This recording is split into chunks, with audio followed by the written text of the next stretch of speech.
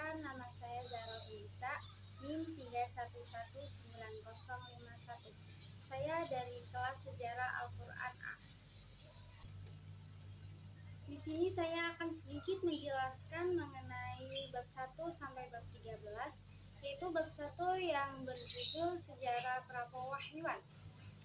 Dari negara-negara adikuasa, Arabia merupakan salah satu negara yang terpencil dan biadab. Akan tetapi Arabia memiliki posisi yang sangat penting dalam ajang perebutan kekuasaan politik di Timur Tengah, yang ketika itu didominasi oleh dua imperium raksasa, yaitu yang pertama Bizantium dan lawan besarnya yaitu Persia. Kekaisaran Bizantium atau Kekaisaran Romawi Timur Tengah dengan ibu kota Konstantinopel merupakan bekas imperium Romawi dari masa klasik. Saingan berat Bizantium yaitu Persia. Persia memiliki ibu kota sendiri yaitu Al-Madinah yang berjarak 20 mil dari kota Baghdad sekarang. Tanah air pertama Islam, Makkah, merupakan pusat perniagaan yang sangat makmur. Sementara tanah air keduanya yaitu Yathrib atau Madinah adalah fase kaya yang juga merupakan kota niaga. Sekalipun tidak sebesar Makkah, pada zaman dahulu banyak keberadaan orang-orang Yahudi di Arabia mungkin bisa ditelusuri mulai abad pertengahan Masehi. Namun ada juga yang menganut agama Kristen. Kepercayaan orang Arab Yahudi yaitu telah mengikuti proses Arabisasi, mengikuti kepercayaan tradisional Arab pra-Islam yang memandang bahwa Tuhan memiliki anak-anak sebagai perantara.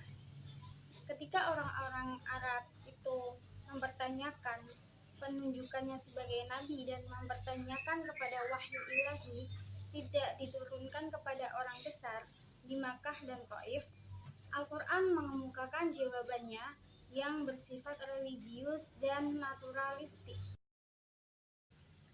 Bab 2 yaitu Tarikh An-Nuzul atau penurunan Al-Quran. Di fase ini penurunan Al-Quran sendiri terbagi menjadi 3 tingkatan, yaitu 1 Lauhul Mahfuz, 2 langit dunia, dan 3 kepada Nabi SAW. Dalam penyampaian wahyu sendiri memiliki 7 metode, yaitu 1 mimpi yang benar, 2 melalui malaikat yang masuk ke dalam qalbu Nabi, dan yang ketiga yaitu melalui perantara malaikat Jibril yang menyamar sebagai seorang laki-laki. Keempat yaitu terkadang wahyu itu datang sendiri kepada Nabi seperti gemerincing lonceng yang disertai dengan adanya malaikat Jibril yang menyampaikan wahyu itu secara samar. 5 disampaikan oleh malaikat Jibril dengan rupa aslinya.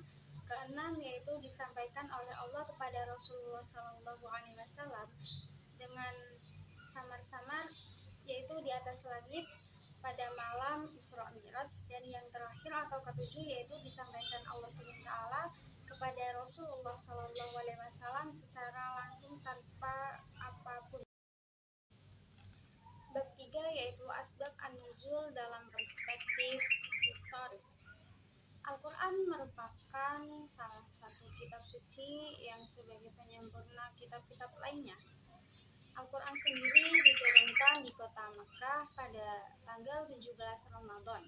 Kata asbab sendiri berasal dari kata sabab yang memiliki arti sebab atau alasan.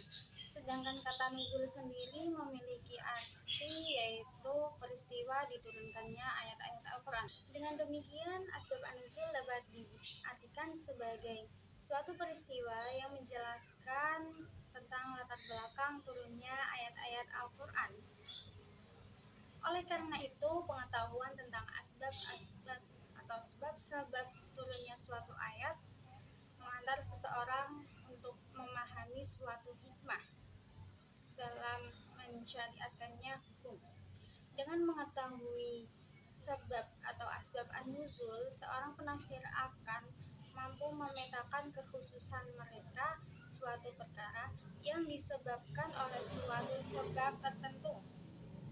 Oleh karena itu, jalan untuk mengetahui suatu atau untuk mengetahui sebab nuzul atau asbabun nuzul suatu ayat tidak dapat dilepaskan dari pendekatan ilmu hadis, yaitu melalui sumber riwayat yang sahih yang diriwayatkan secara berantai, mulai dari sahabat, tabi'in, tabi'at hingga kepada periwayat hadis yang menuliskan dalam suatu kitab atau suatu buku hadis, yang mensyaratkan adanya ketersambungan sanad, terus periwayat yang adil dan dhabit, tidak terdapat jad atau keracuan, serta tidak mengandung ilat atau cacat. Bab 4 yaitu Makki Madani dalam konteks sejarah. Kata Makki dan Madani merupakan salah satu kajian dari Al-Quran. Maksudnya yaitu untuk memberikan suatu nama surat atau ayat dalam Al-Quran.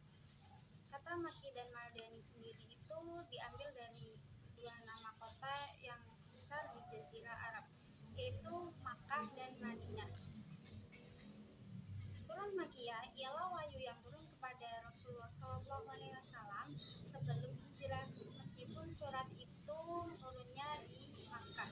Sedangkan Madaniyah yaitu suatu ayat atau surat yang turun kepada Nabi Muhammad SAW setelah beliau hijrah, meskipun turunnya di kota Mekah. Kata Al-Makki berasal dari kata Makkah dan Al-Madani berasal dari kota Madaniyah.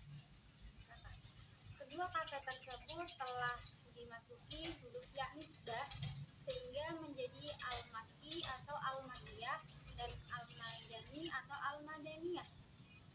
Secara harfiah, Al-Makki atau Al-Makkiyah berarti yang bersifat Mekah atau yang berasal dari Makkah. Sedangkan Al-Madani dan Al-Madaniyah berasal atau berarti yang bersifat Madaniyah atau yang berasal dari kota Madaniyah.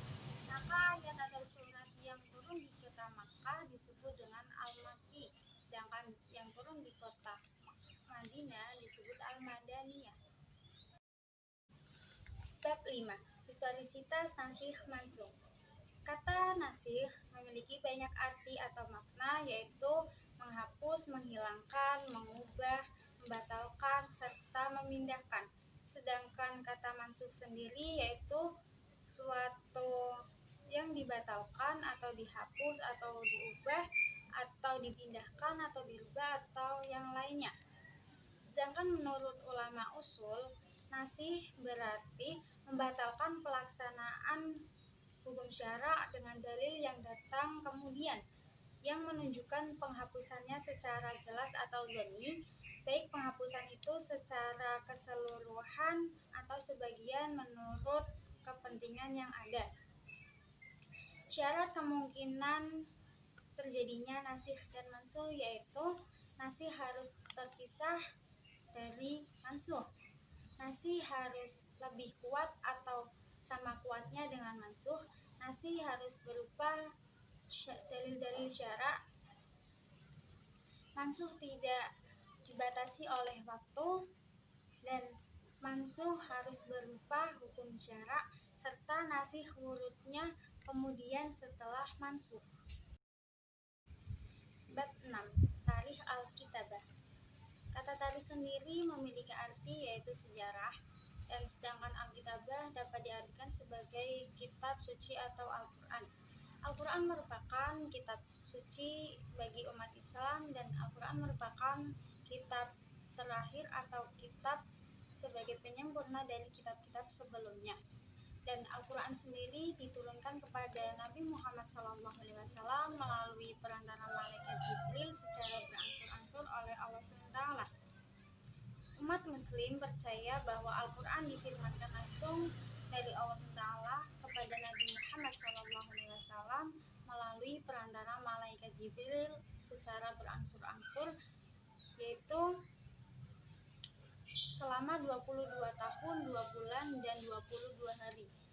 atau dapat disimpulkan secara itu 23 tahun, dimulai sejak bulan Ramadan, yaitu tanggal 17 Ramadan, saat Nabi Muhammad SAW berusia 40 tahun hingga wafat pada tahun 632 Hijriah. Kitab ini terbagi ke dalam beberapa surah atau bab, dan setiap surahnya terbagi menjadi beberapa ayat di dalamnya. Orang muslim menghormati Al-Quran sebagai sebuah mukjizat yang besar yang diturunkan kepada Nabi Muhammad SAW oleh Allah Taala, yang merupakan puncak dari seluruh pesan atau wahyu yang diturunkan oleh Allah sejak Nabi Adam hingga sekarang Nabi Muhammad SAW. Dan kata Quran disebutkan sebanyak 70 kali di dalam Al-Quran itu sendiri. Menurut ahli sejarah, beberapa sahabat Nabi Muhammad SAW memiliki tanggungan yang besar, yaitu untuk menuliskan kembali wahyu Allah berdasarkan apa yang telah para sahabat itu hafalkan. Bab 7. Jam'u Al-Quran masa Abu Bakar. Ketika Nabi Muhammad SAW wafat, Al-Quran belum menjadi mushaf yang utuh seperti pada saat sekarang ini. Abu Bakar alaihissalam atau Abu Bakar As-Siddiq dilantik menjadi khalifah yang pertama. Pada masa kepemimpinan beliau terdapat banyak kaum yang murtad, yaitu orang yang enggan membayar zakat serta orang yang mengaku menjadi nabi. Pada awalnya Abu Bakar alaihissalam tidaklah mau atau enggan dilantik sebagai seorang khalifah. Akan tetapi Umar bin Khattab selalu mendesak beliau, dan Umar berkata, "Demi Allah, ini suatu perkara yang baik." Dan ia selalu mengulangi perkataannya berkali-kali dengan mendesak Abu Bakar. Dan pada akhirnya Abu Bakar alaihissalam pun mengiyakan untuk menjadi khalifah pertama setelah kewafatan Rasulullah SAW. Dan Abu Bakar mengikuti saran Umar. Belum selesai sampai di situ, Abu Bakar memerintahkan Zaid bin Sabit untuk menjadi ketua tim dalam pengumpulan Al-Quran. Namun Zaid pun menolak karena itu bukan pekerjaannya dan bukan pekerjaan yang mudah dan tidak dilakukan oleh baginda Nabi Muhammad SAW. Zaid pun terus-menerus menolak. Akan tetapi Abu Bakar pun terus-menerus mendesak Zaid seperti saran Umar bin Khattab agar Zaid itu mau menerima pekerjaan tersebut. Mendatangi para penghafal Al-Quran yang masih ada dan memeriksa lembaran-lembaran yang ditulis pada zaman Nabi. Pekerjaan mulia ini pun dibantu oleh sahabat-sahabat yang lainnya seperti Ubay bin Ka'ab, Ali bin Abi Thalib, dan Utsman bin Affan, serta didukung oleh sahabat-sahabat muslim lainnya. Maka dengan usaha badan ini terkumpullah Al-Quran 30 juz dalam bentuk suhuf-suhuf kertas. Inilah pengumpulan Al-Quran periode pertama. Bab 8. Kodifikasi Al-Quran pada masa Utsman bin Affan dan seterusnya. Seiring dengan berjalannya waktu, penyebaran agama Islam ke berbagai wilayah Arab, yaitu pada zaman Khalifah Utsman bin Affan pada tahun 25 Hijriah, muncul berbagai perbedaan pendapat mengenai dialek bacaan Al-Quran. Perbedaan itu sesuai dengan mushaf-mushaf yang ada pada tangan sahabat-sahabat yang lainnya. Perbedaan dialek itu dikhawatirkan menimbulkan fitnah. Dan dengan demikian, Utsman bin Affan menyuruh Zaid bin Sabit untuk mengumpulkan kembali mushaf-mushaf Al-Quran yang sudah tersebar luas ke berbagai wilayah untuk menjadikan satu mushaf yang utuh dan yang sama, guna menyamakan bacaan Al-Quran. Utsman memerintahkan Zaid bin Sabit, Abdullah bin Az-Zubair, Sa'id ibnul As dan Abdurrahman ibnul Harith bin Hisham untuk menuliskan kembali naskah-naskah Al-Quran agar menjadi Al-Quran yang utuh dan sama dalam satu tulisan dan bacaan. Bab 9. Tarikh al-Qira'ah. Kata qira'ah sendiri menurut bahasa berarti bacaan, sedangkan menurut istilah berarti ilmu yang mempelajari tentang tata cara pengucapan atau pelafalan redaksi Al-Quran dan perbedaannya berdasarkan bacaan-bacaan tersebut dengan menyandarkannya kepada perawi-perawinya tersebut. Macam-macam al-qiraah sendiri terbagi menjadi tiga, yaitu satu qiraah sab'ah atau qiraah 7, dua qiraah 10 atau qiraah al-ashr, dan yang ketiga yaitu qiraah 14. Qiraah 7 terdapat 7 imam di dalamnya, dan qiraah 14 yaitu qiraah 10 yaitu qiraah yang ditambahkan 3 orang dari 7 qiraah tadi ditambah menjadi 10 ya, ditambah 3 menjadi 10, dan qiraah 14 yaitu qiraah yang tadinya 10 ditambah lagi 4. Namun kebanyakan ulama menganggap bahwa qiraah 14 ini terdapat banyak kesesatan sehingga tidak bisa digunakan dalam Al-Quran karena syarat-syarat kaidah qiraah yaitu harus sesuai dengan Rasul Utsmani. Dua, harus sesuai dengan kaidah-kaidah bahasa Arab karena Al-Quran itu sendiri tertulis dengan menggunakan bahasa Arab. Dan yang ketiga yaitu kesesuaian qiraah dengan kaidah bahasa Arab sekalipun dalam satu segi, baik segi itu di fasih maupun lebih fasih lagi. Bab 10. Tarikh al-Masahif. Dalam manuskrip Al-Quran tulisan tangan berbahan Kufi yang awal, penggantian huruf alif layyinah maksurah menjadi huruf alif layyinah mahmudah juga terjadi, misalnya kata hatta menjadi kata hatta. Penggantian kata alif layyinah mahmudah menjadi alif layyinah maksurah di tengah-tengah kata bisa ditelusuri dalam beberapa kasus. Secara teknis, aksara primitif yang digunakan untuk menyalin Al-Quran ini disebut sebagai skerptio defektif, dikontraskan dengan skerptio plena, yakni aksara Arab yang kemudian telah mengalami proses penyempurnaan pada tahapan sejarah selanjutnya, sebagaimana akan dibahas dalam bagian ini. Penggunaan jenis tulisan yang belum sempurna di dalam mushaf Utsmani yang awal, sebagaimana terlihat tampaknya juga huruf berpartisipasi dalam melahirkan varian-varian bacaan di dalamnya tradisi teks tersebut. Bab 11. Potret sejarah penyetakan Al-Quran. Seiring berjalannya waktu, penyetakan Al-Quran mengalami pasang surut sesuai dengan tulisan yang beredar, dan dunia diakui atau tidak dunia barat, dalam hal ini orang-orang Eropa, turut andil dalam penyebaran Al-Quran sesuai dengan versi-versinya masing-masing, yaitu satu Al-Quran cetakan Venice atau Venice pada tahun 1537 sampai 1538 yang dicetak oleh Alessandro Pagino, dan cetakan kedua yaitu terjemahan Al-Quran awal dan Al-Quran cetakan barat yang diterjemahkan oleh Robert Kester. Yang ketiga yaitu Al-Quran cetakan Hamburg yang dipopulerkan oleh Andres Akolutis. Yang keempat yaitu Al-Quran cetakan St. Patumbo, dan yang kelima yaitu Al-Quran cetakan Maulana Ottoman atau Utsmani dan setelahnya.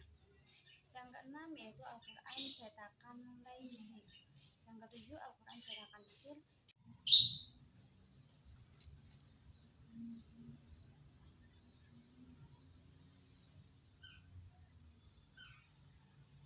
Yang kedelapan yaitu Al-Quran cetakan Indonesia. Indonesia yang dicetak pertama kali oleh Abdullah bin Afif, dan yang ke-9 yaitu Al-Quran cetakan Sa'id Nursi, dan yang ke-10 atau terakhir yaitu Al-Quran cetakan Raja Fahd. Bab 12. Sejarah penyebaran Al-Quran. Pada masa Khalifah Utsman bin Affan, Al-Quran pun sudah disebarkan ke berbagai wilayah Arab atau wilayah Muslim, terutama di wilayah Arab. Namun seiring berjalannya dengan waktu, Al-Quran pun semakin membesar ke berbagai dunia, yaitu sekitar pertengahan abad ke-19 di Rusia, Inggris, dan India. Al-Quran pun sudah mulai dipercetakan. Dan pada tanggal antara 9 Agustus 1537 sampai 1538, Al-Quran juga dicetak di Italia. Kemudian seorang penerjemah karya-karya saintifik yaitu Robert menerjemahkan Al-Quran di Spanyol, dan terjemahan Al-Quran tersebut berada di Italia, Jerman, Belanda, dan berkembang sampai pada abad ke-17 Masehi. Pada tahun 1701, lembaran-lembaran Al-Quran pun dipublikasikan dalam bahasa Arab, Persia, dan Turki. Di Persia atau Iran mulai mencetak pada tahun 1833.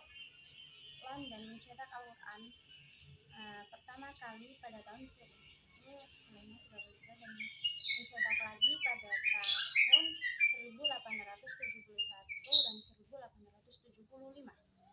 Seiring berjalannya waktu, Al-Quran pun semakin meluas ke berbagai wilayah, terutama di Indonesia. Di Indonesia terutama yang memiliki banyak warga yang menganut agama Islam, dan begitu pula Al-Quran banyak terdapat di wilayah Indonesia khususnya. Kesimpulan dari bab 1 sampai bab 13 yaitu pentingnya untuk kita terutama umat muslim mempelajari sejarah Al-Quran, mulai dari sejarah prapewahyuan dan sampai dengan sekarang sejarah Al-Quran yang sudah tersebar ke berbagai wilayah, khususnya wilayah-wilayah muslim. Namun Al-Quran juga sudah tersebar ke berbagai wilayah yang non-muslim, karena di dalamnya pasti ada orang muslim meskipun sedikit, dan Al-Quran merupakan wahyu Allah yang sangat besar untuk Nabi Muhammad SAW yang diturunkan langsung oleh Allah kepada beliau untuk kitab penyempurna dari kitab-kitab sebelumnya, yaitu kitab-kitab yang sudah diturunkan oleh Allah kepada para nabi yang telah ada sebelumnya. Sekian dari saya, kurang lebihnya saya mohon maaf. Wassalamualaikum warahmatullahi wabarakatuh.